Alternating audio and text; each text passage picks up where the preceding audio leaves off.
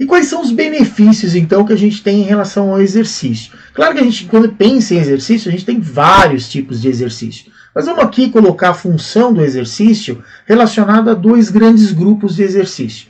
Os que são chamados exercícios cíclicos ou exercícios aeróbios, que são aqueles caracterizados pelo movimento do músculo. Então, você vai andar, por exemplo, você vai dançar, nadar, pedalar. Então, são movimentos que normalmente o músculo ele começa a trabalhar e durante o exercício ele não para em nenhum momento. Ele continua sempre trabalhando de maneira contínua.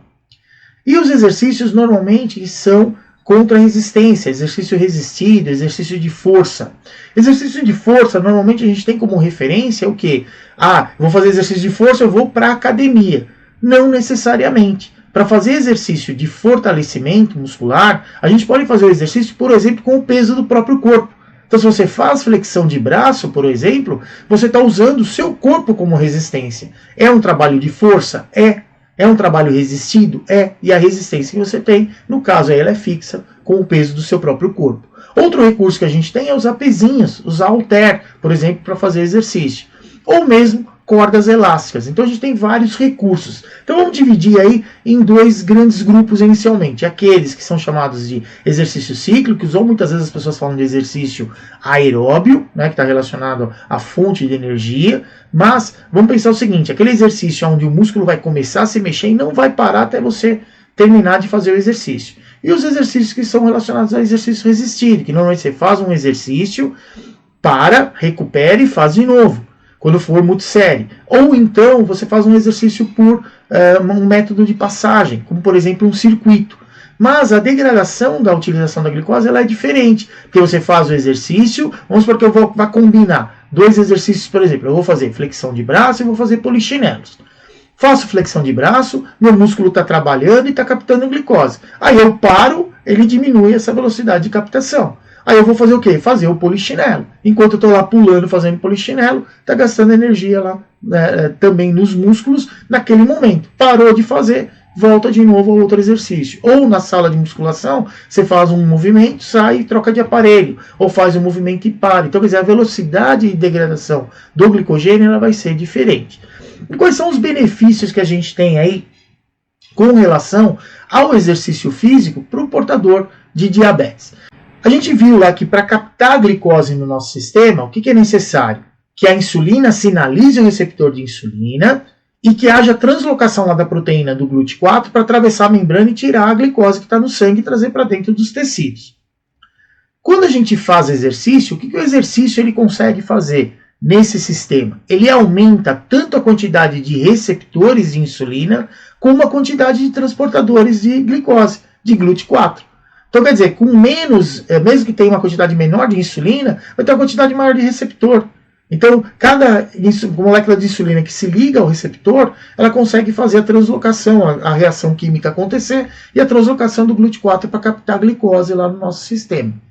Então, com isso, o exercício ele passa a ser bastante benéfico para o indivíduo que tem diabetes. E ele vai impactar onde? Justamente na diminuição na resistência à insulina. Então, quer dizer, o que caracteriza normalmente o diabetes tipo 2, normalmente ele é bem melhorado com o exercício. Tem mais receptor e mais transportador também. Outro detalhe é que os exercícios com intensidade de treinamento mais alta, ela promove aí um melhor perfil glicêmico. Isso quer dizer o quê? Que quando a gente pensa em exercício, vamos pensar no mais comum, o caminhar. Se você caminha devagarinho, seu músculo está trabalhando, está gastando glicogênio e ele vai fazer essa série de reações químicas para captar glicose do sangue. Só que o exercício ele foi como? Ele foi um exercício leve. Então foi difícil ser feito? Não, foi fácil. Já que foi fácil, o corpo vai captar pouca glicose do sangue. Se a gente pegar e caminhar, por exemplo, na maior velocidade que você consegue, sem ter que correr, consequentemente foi mais difícil. Quer dizer, o esforço foi maior. E se o esforço foi maior, certamente a quantidade de glicogênio que foi gasta para gerar energia para o músculo também foi maior. Então, automaticamente vai ter o quê? Mais GLUT4 trazendo glicose para dentro do tecido muscular.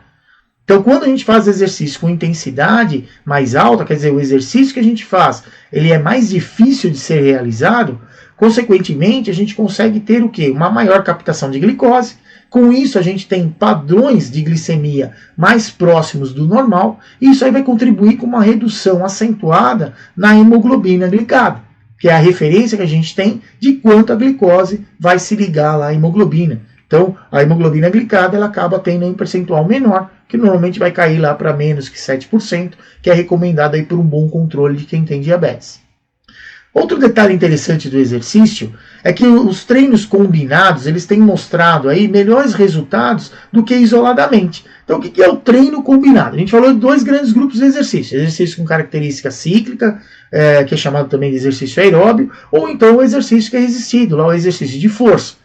Quando a gente pega e olha só o exercício que foi cíclico, ele vai ter um benefício para quem tem diabetes, já que o músculo trabalhou, captou glicose lá do sistema.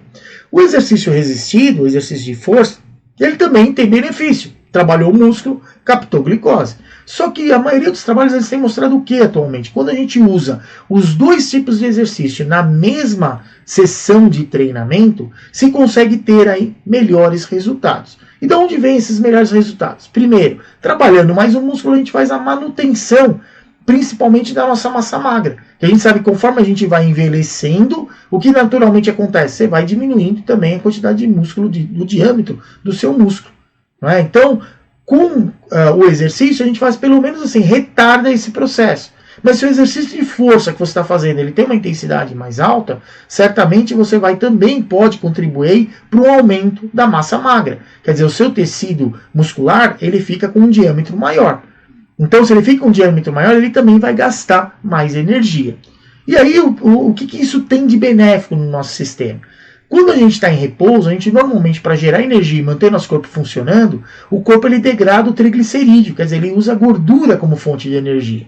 Só que para usar a gordura como fonte de energia, o corpo precisa também de uma parte da glicose para que isso aconteça. Então ele precisa lá do piruvato para poder ajudar a degradação total da molécula de gordura.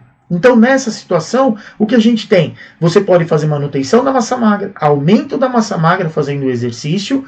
Se o diâmetro do músculo ficou maior, você gasta mais energia em repouso. Se gasta mais energia em repouso, normalmente também diminui a quantidade de pneuzinho que a gente tem. Quer dizer, você tende aí a emagrecer também. E é algo extremamente bom para o nosso sistema.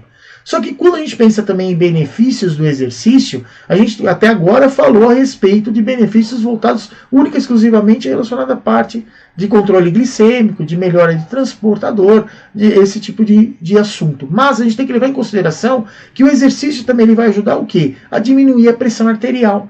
Então ele é um benefício muito bom para também ajudar a controlar a pressão. Para quem é hipertenso, o exercício também ele é importante. E também ele melhora o quê? Perfil lipídico. O que é isso? Perfil lipídico está relacionado à quantidade de gordura que a gente vai ter lá no nosso sistema. Então, o exercício normalmente ele diminui o quê? A quantidade de LDL colesterol. Quer dizer, aquela gordura que normalmente fica presa na parede dos vasos. E ele normalmente aumenta, o exercício promove aí um aumento do HDL colesterol. Quem que é o HDL colesterol? É aquela gordura, que é aquele transportador de gordura que remove o excesso de LDL e leva para o fígado para ser eliminado do sistema. Então, o exercício diminui a pressão arterial, aumenta também, melhora aí a quantidade, aumenta o HDL, melhora aí o perfil lipídico. Isso, de certa maneira, ele ajuda o quê? A diminuir o risco de mortalidade cardiovascular. E a gente sabe que na maior parte das populações, pelo menos em torno de 60% das mortes, elas estão relacionadas ou a infarto agudo do miocárdio, ou então a acidente vascular encefálico, né? Normalmente a derrames. Então o exercício ele é um ótimo preventivo para que isso aconteça. E claro, o nosso assunto aqui é relacionado ao diabetes, o exercício ele faz parte do tratamento de qualquer tipo de diabetes, justamente por todos esses benefícios que ele traz para o nosso sistema.